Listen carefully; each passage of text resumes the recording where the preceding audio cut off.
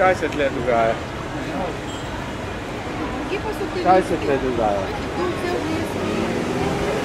A vi veste, kaj se dogaja? Nimam pojma, ene svečke kurijo za Tibet. A jo boste prižgali? Ja, se kaj pa ne? Dajte jo. Kaj si pustila? Ja, liste. Kakšen listek? Ste prižgala svečko? Ja, bova, ne, samo ne vem, kdaj se začne v bistvu. Dajte začetno. Kakšno sporočilo bi poslala zdaj v Kitajsko? Na Kitajsko. A dej ga srd, no. Ja, no, zakaj pa prižigaš svečo? Zdaj, ker ne rabiš pa sporočila posebej poslati. O tem dogodku? Ja, da je organiziran po celem svetu, se pravi, da se mu je pridružilo preko 100 milijonov ljudi, da je osnovna nota podpiranje mira z mirom in v tem primeru pač je tudi za mir v Tibetu, se pravi, da se začnejo spoštovati človekove pravice in tudi osnovne svoboščine Tibetancev. Se lahko malo še presedlamo na zelo lušno gospo? Jaz pa ne stojim ob strani, ne.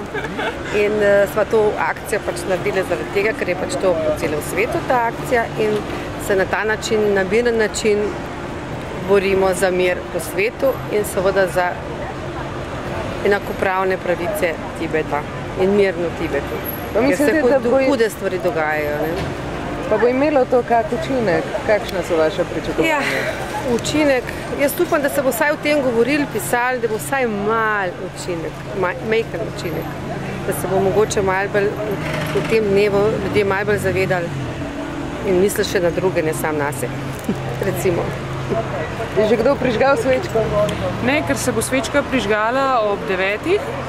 In to tako, da se 24 ur pred uradno otvoritvijo, se pravi to slovesnostjo v Beijingu, se začne v Dharamsali prvo prižiganje in potem v skladu z pač časovnim tem se v vsaki državi na to sledi ob 9. uri prižiganje svečke do same slovesnosti. Zakaj pa ne v bistvu vse je simultano naenkrat, da se ne bi več energije skoncentriralo?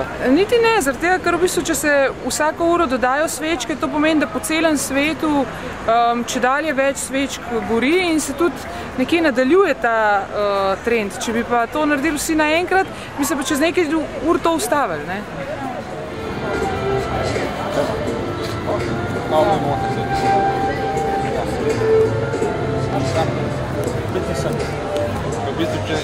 Ja, jaz ne moram mikrofona. Ne bo gled. Tudi, veš, pa je meni lažje. To se je.